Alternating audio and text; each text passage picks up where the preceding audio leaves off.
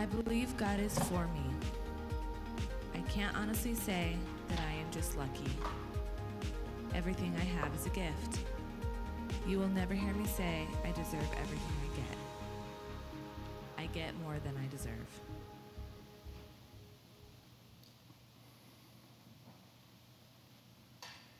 Hey,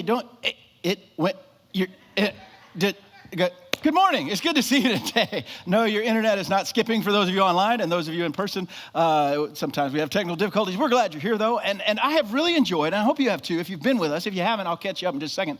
But I've really enjoyed this series we're doing called More Than I Deserve. And like I said, I want to catch you up. If you haven't been here, or if you haven't been watching online, it's super easy. But the idea is God gives us more than we deserve. And sometimes there's a little bit of pushback. But the reality is, if we think about the relationships in our life, the security that God gives us, the way he gives us strength, the joy he provides, that God gives us a lot more than we deserve. And the closer we move to God, the closer we move towards God, the more we see these things that God's doing in our life. And today, we're going to talk about the idea that we have more hope than we deserve. And it really comes out of this fundamental truth that we've talked about every week. And it's a simple idea, and it's true for you. Even if you don't feel it right now, it's true for you that your heavenly Father heavily favors you.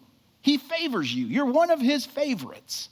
And today, like I said, we're going to talk about hope. We're going to talk about this idea that I have hope and I have more hope than I deserve. But we kind of got to clear up a few things about hope, because the truth is we use hope in a lot of different ways and we mean a lot of different things. And so, for example, sometimes we use hope as a wish. I saw this tweet the other day, which I thought was pretty cool. This guy says, my company is talking about chipping their employees, putting chips in their employees, ... I hope I get Doritos, right? Yeah? Come on, it gets worse, just hang in there with me. Yeah, I hope I get Doritos. Don't think he quite understood it. Sometimes it's sarcastic. And so, for example, another guy, if you've seen these neighborhood community bulletin boards that are electronic where you can post stuff that's going on in your neighborhood, hey, does anybody see, or if we're missing a cat, or why are the police down the street, whatever. One guy posted in his, and he was kind of mad. He posted two messages, one right after the other. The first one, he says, to whoever stole the package off my porch. And you're like, oh, this isn't going to be good. Underneath it says, those were my antidepressants. I hope you are happy now. So he kind of, come on, it's okay. It's funny. And then the last one, the last way we use hope, sometimes we use it because it's what we wish for. Sometimes we use it sarcastically. Sometimes we use it for the outcome that we want. And Vince Morano was interviewed by the Cincinnati Enquirer. Vince lived in Cincinnati, and football season has started up. Vince is a football fan. And he said, look, if you live in the state of Ohio, football has been bad for a long time. It's the Bengals and the Browns, the Bengals and the Browns. And he said, we have gone over 30 years without a championship of any kind. And so he said, as a fan group, we have petitioned, and we are hoping for approval from the Ohio State Medical Board that being a fan of the Browns or the Broncos is a qualifying condition for medical marijuana. All right, so he's hoping for something. We use hope in a lot of ways. But when we see real hope, right? When we see courage-inspiring hope, when we see life-giving hope, when we see attitude-changing hope, we know it, right? We know the difference between that and wishing for something or being sarcastic or whatever the case may be. We know it, and not only do we know it, we want it. Right? We want it. We want that kind of hope, to feel like I got my future taken care of because I have such a great hope in what's going to happen. I don't have to worry about it. We all want that kind of hope. But what we get, what most of us get, are what I call blasts of hope, right? And there's nothing wrong with blasts of hope, but for a lot of us, we're kind of living on these little blasts. And so it might happen, for example, maybe you got some kids running around the house and your son is unexpectedly grateful. And you're kind of like, whew, actually there is some hope, right? They did something right. I'm excited about that. Or maybe your sister has done something super thoughtful and kind for you, and you didn't even expect it, and it's just because she loves you, and you're like, wow, that really gives me hope, Or maybe your friend came alongside you in a hard time, and you really treasure the fact that they were willing to sit with you and talk with you and encourage you, and that gives you hope. These little blasts of hope. Problem is, you can't control it, right? You don't know when they're coming. You don't know who they're coming from. And so what we love to get the little blast of hope, but what we need is not a little blast of hope. We need a hope that lasts. We need something that sticks around, that's not dependent on if I got good grades or if everything worked out today or if my team won. I mean, we need something more substantial than that, right? If we really want that kind of life-defining, attitude-changing, courage-inspiring hope, It can't come from these little blasts. There's got to be something more substantial than that. And what we're going to talk about today, and we're going to explain it, so if it doesn't make sense right out of the gate, don't worry about it. We're going to explain it. But your circumstances change, but God's character is the same. And that's actually why you can have hope. But I got to be honest with you, that's hard to remember in a tough season, isn't it? I mean, when you're having a hard day, it's hard to remember that God doesn't change, and that's actually my source of hope. Or when you're having a tough week or a tough month or a tough 2020, right? It's hard to remember that. And you're no different than anybody else. As a matter of fact, the guy who wrote Psalm 130 that we're going to look at in just a moment wrote it over 2,500 years ago. And he wrote this song for that exact same reason. Because it is hard to remember that you have hope when things are not going well. Because things were not going well in his life. And so if you want to follow along on the app or if you've got a Bible handy, we're going to be in Psalm 130. And one of the things I love about Psalm 130 is it is so completely honest. It's just honest. At the heart of this song, because all the Psalms in the Bible were actually songs that were sung, but at the heart of this song is really a prayer. And at the heart of this prayer is somebody's heart that is suffering. And what's so beautiful about it is this psalm, it gives authenticity to our suffering. We don't have to be embarrassed about it. We don't have to pretend like it's not there. We don't have to deny it. We don't have to apologize for it. We can actually, according to this psalm, we can actually bring our suffering passionately and honestly before God and set it in front of him and know that he cares about it. And that's exactly what the psalmist does. So let's look at it together. Psalm 130, verse 1, and I'm going to kind of comment as we go. He says, out of the depths I cry to you, Lord. So just, first thing, this isn't, hey, God, you know what? If you could help me out today, this would be great. This guy is scuffling. He's suffering. This is out of the depths of who he is. He is talking to God. This isn't a casual sideline kind of thing. He says, Lord, hear my voice. He wants to know that God hears him. God, let your ears be attentive to my cry for mercy. He's not asking for mercy. He's not writing a letter or sending an email or a text. He is crying for mercy. This guy is desperate. He says, verse 3, if you, Lord, kept a record of sins, Lord, who could stand? I mean, who could stand up to that, God, if you kept records? Verse 4, but with you, there is forgiveness, so that we can with reverence serve you. And let's kind of put your finger right there and stop on that for just a moment, because I want to talk about what he is talking about. Because one of the things that he does that is so ingenious, that is so smart, is he brings his suffering to God. And I know I'm like this, and maybe you are too. So many times when we are suffering, the last place we go is God.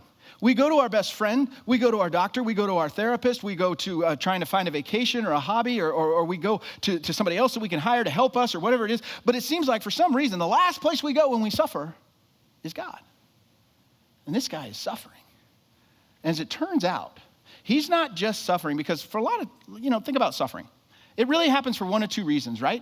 If you're hurting, if things aren't going well, if you're frustrated with your life, if you're feeling pain, it usually comes from one of two places. It comes from what other people or other situations have done to you, right? Somebody's done something to you, or your boss has done something, or your company's done something. You're hurting because of somebody else did.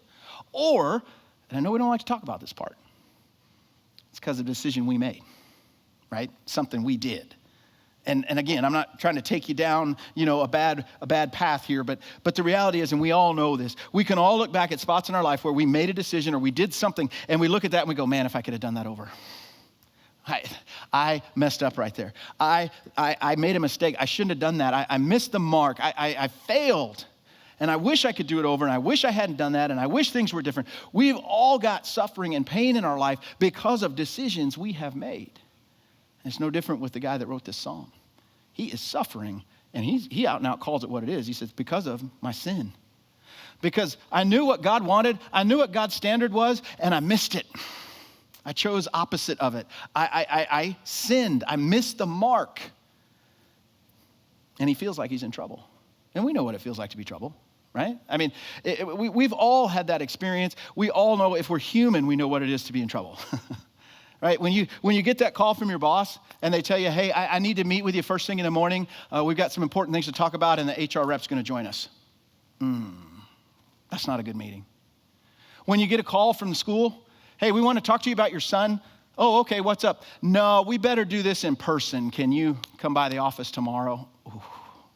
We know what it's like to have that sense of trouble. And that's what he feels. He feels the trouble. But like I said, he does this amazing thing. He takes it to God first.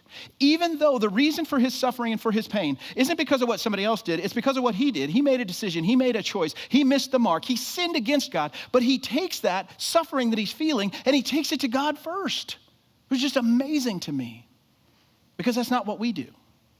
And I don't mean we like you in particular. I mean all of us together, we tend to not do that, right? And let me see if I can explain it this way. See, there's kind of this mindset out in the world, and maybe you share it, which is, that's fine. Let's talk about it. But there's this mindset out there that whatever's going on in my life, whatever I'm dealing with, I can handle it. I will fix it. I've got this. Or the opposite, I have to handle it. I have to fix it. And we kind of see the world and we kind of see God as something where we shrug our shoulders and go, well, I don't really need God, if there even really is a God out there. And even if I believe in God, I just kind of feel like I got to fix my stuff and take care of my business. And so subconsciously or consciously, what happens is we don't think we need God, or we're not sure God's out there, or we feel like we've got to handle it, or whatever it is. We never take our suffering to God. So instead, we just sit in it. Right? And we kind of take the approach that I can control it, I can fix it, I can handle it. And so what happens is we blow it with our kid, for example. And then our son won't talk to us. And so our response to that, instead of taking that to God, is we say, you know what, I got it. I'll take care of it. I can fix it. I've got this. We find ourselves looking at porn way too much on the internet, and we say, you know what, I've got this. I can handle it. I'll fix this. We find ourselves in a marriage that feels empty and pointless. And we say to ourselves, you know what, I can handle this. It's fine. I'll either wait till they figure it out or whatever. It's going to be fine. I've got it. We find ourselves drowning in anxiety and uncertainty and feeling like the world is closing in on us. And we're exhausted. And we say, I've got this. I can fix it. I can handle it. It'll be okay. And we drink too much. We medicate too much. We eat too much. We smoke too much. And we say, I've got it. I got it. I don't need God. I can handle this. I'll take care of it. I can control this. I'll fix it myself. And we keep sitting in our suffering. And here's what's really going on, which is, it's like a tube of toothpaste, okay? I went to Costco or Sam's Club one of them this weekend and bought like the, jumbo pack of toothpaste. It's like the toothpaste the size of burritos, and there's like 15 of them in there. And so you get a tube of toothpaste, and if you leave the lid on, right, and start squeezing it, what's going to happen? Well, if you squeeze it hard enough, sooner or later, that toothpaste is going to come out somewhere, right? It's just going to all over the place. And that's us. We don't take our suffering to God. We try to handle it on ourselves. And in essence, what we're doing is we're putting the lid tight on the tube of toothpaste. And we keep getting squeezed by the suffering. We keep getting squeezed by what's going on around us. And we wonder, why is my life just kind of leaking out and splatting out all over the place? And here's what's under all of that. It's a feeling. It's a real thing that we don't ever talk about. It's something we want to pretend like is not there. But it is the root emotion that's underneath all of this. It's this 5-letter word that is begging for a release. It's called guilt. And I know we're not supposed to be guilty. Everybody tells you, oh, don't feel guilty. You do you, and don't worry about it, and everything is fine, and there is no guilt, and you should never feel bad about making yourself happy, and you should never feel bad about your decisions or choices or any of those other things. But the reality is, what's happened is we've capped our toothpaste, and we're getting squeezed. And it comes out in being sick and depressed and lonely and stressed and not able to rest and anxiety and all the things I just talked about. And it shows up all over our life.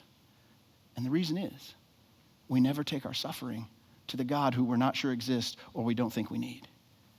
And we sit in this mess. And the psalmist said it doesn't have to be that way. He says there's actually hope. And he sums it up so beautifully, so perfectly with this very simple statement. He says, if you're bringing your suffering to God, you can be confident. You can actually have hope because of this simple truth. God keeps no record of sins, but there is forgiveness. No matter how much you have messed up. Have I sinned? Absolutely. Have I blown it? Yes, I have. Am I suffering because of it? I certainly am. Do I feel guilty? Yes, I do. But if I bring it before God and set it before him, he doesn't keep a record. And he forgives. And that is the basis of the hope that we have. And you might hear that and you think, Is it that easy? Right? That's all I have to do. I mean, all the stress, anxiety, the suffering, the guilt, all the stuff you talked about, all the things that I feel. You're telling me that if I just set it before God, that's it. That's all I have to do. There's no other part of mine. God does the rest. Yes and no. Yes and no. God does do the rest. But because he knows we need to be part of this process, he invites us to do something, but it's not what you think it is. Look at verse 5. It explains what our next step is. If we're willing to bring our suffering to God, he tells us what to do next. Verse 5, he says, I wait for the Lord. My whole being waits. And in his word, I put my hope. I wait for the Lord more than watchman waits for the morning. And he repeats it. More than watchmen's wait for the morning. Israel, that's his people, that's his country. He's saying, people, put your hope in the Lord. For with the Lord is unfailing love. And with him is full redemption. He himself, he's not going to send somebody else. He's going to do it himself. He himself will redeem Israel from all their sins. I mean, this idea of a watchman is kind of unusual. Okay, so let me just kind of back up and explain that for just a second. In ancient days, a city would have a wall around it. That's how they protected themselves from armies or invaders or gangs of thieves or whatever else. They would build walls and they'd have some gates. Now, during the daytime, it's pretty hard to sneak up on someone, right? They got guards posted and they can watch everything. But at night, there's no street lights. Nobody's running around with flashlights. We don't have any of this stuff. I mean, it's pitch black. It's actually really easy to sneak up at night. And so what they would do is they would put watchmen on the wall. Pretty simple. Their job is to stay there all night and watch and make sure nobody tries to climb the wall or sneak into the city. An individual or a gang or an army sneaks up on them. None of that happens. Nobody gets in. Nobody opens the gates, all that stuff. Their job is really to sit there and wait. And he says, that's your role. You bring your suffering to God and then you wait. You wait like the watchman. Now, that may sound like, well, what does that even mean? You know what the watchman waited for more than anything else? Think about it. If you're sitting on the wall all night long, what are you waiting for? The sun to rise, right? When the sun comes up, it's like, okay, we can see. It's a new day. We can relax. We can open the gates. We don't have to worry about it. We made it through the night. The watchman is waiting for the sun to come up. But here's the thing. There's absolutely nothing he can do to make it go any faster. Right? There's no way he can make the sun come any faster. And the opposite is true too. There's no way he can slow it down. If he's having a great night, there's no way he can stop the sun from coming up. It comes up every single day. And what the psalmist is saying is that waiting for God is like being a watchman. You can't speed God up. You can't slow God down. But he's always going to come. He comes every day. He never fails to show up. Just like the sun never fails to rise, he will be there in the end. And there's a couple of things about waiting and hoping, though, that I think are really, really helpful for us to know and to think about.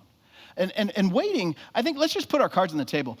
If you're waiting, he says you're supposed to wait like a watchman. Waiting is hard, isn't it? I mean, especially during a hard season. It is hard to wait. It is hard when it's a hard day, when it's a hard week, when it's a hard month, when it's a hard year. It's just hard to wait. But there's something happening when you wait. And I don't know if you've ever thought about this, but God does a very God-like thing when we wait. The first thing God does while you're waiting is he builds a relationship with you.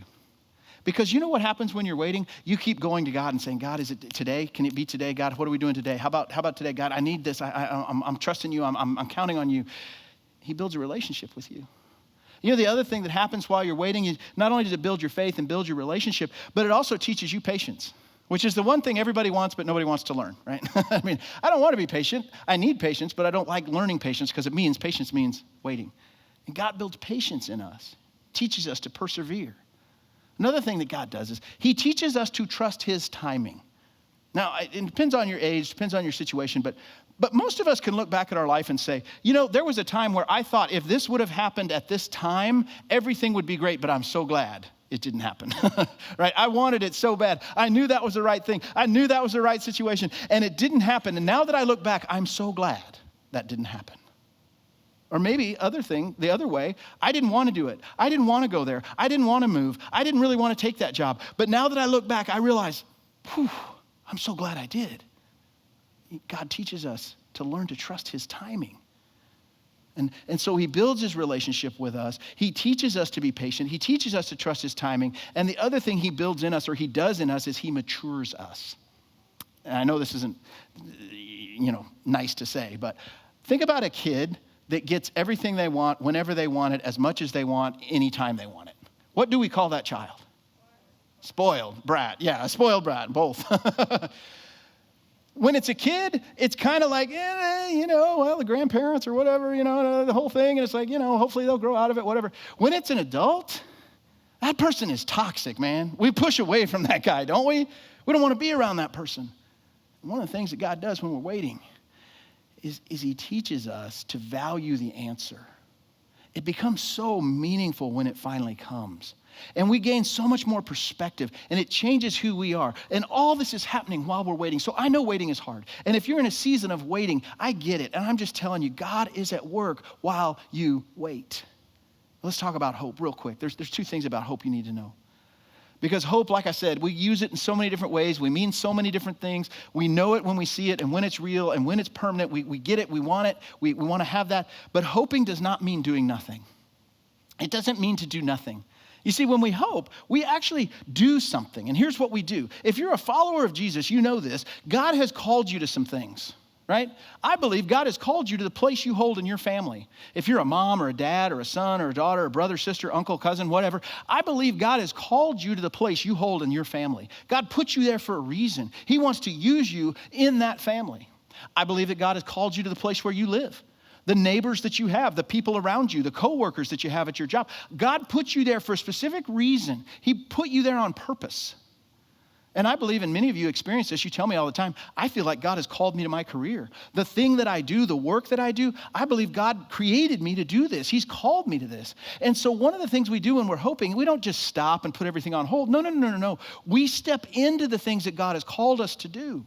Because we have a purpose, and we know what it is. We're supposed to love God with all our heart, soul, mind, and strength. We love our neighbors as ourselves, and we live our lives as a witness to who Jesus is. So what it means to hope in that situation is I still go and do and be the person God called me to be in all the places he's called me to. And I am confident and I am trusting God that he is going to bring about what he said he would do. And so I'm going to turn away from my sin, and I'm going to invest myself in what I know God's asked me to do. That is how we hope. The other thing about hope is not dreaming.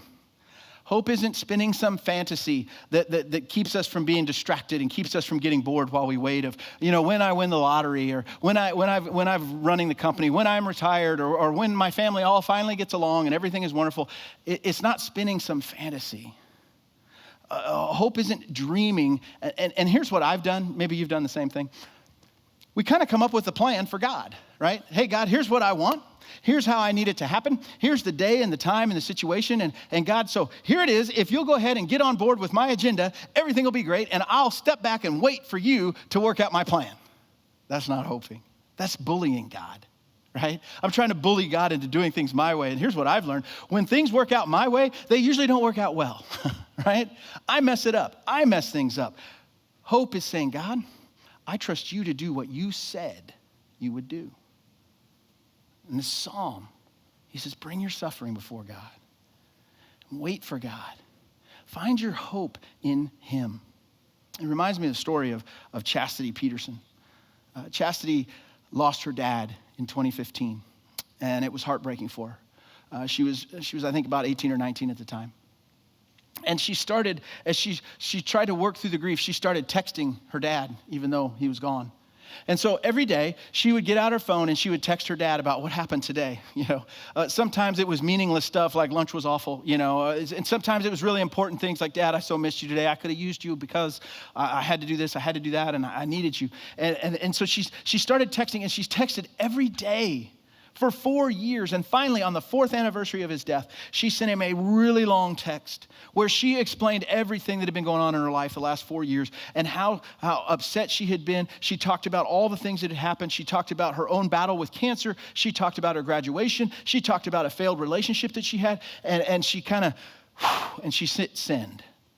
And this huge text goes, and she sets her phone down, and with a few seconds she gets zzz, zzz, and she looks down and it says, Dad. And she's freaking out. She's like, what is this? And she opens it up. It's from a man named Brad. Brad was actually the man with this other phone number, got reassigned to him. Brad's daughter had died 3.5 years ago. And he was getting texts every day from Chastity.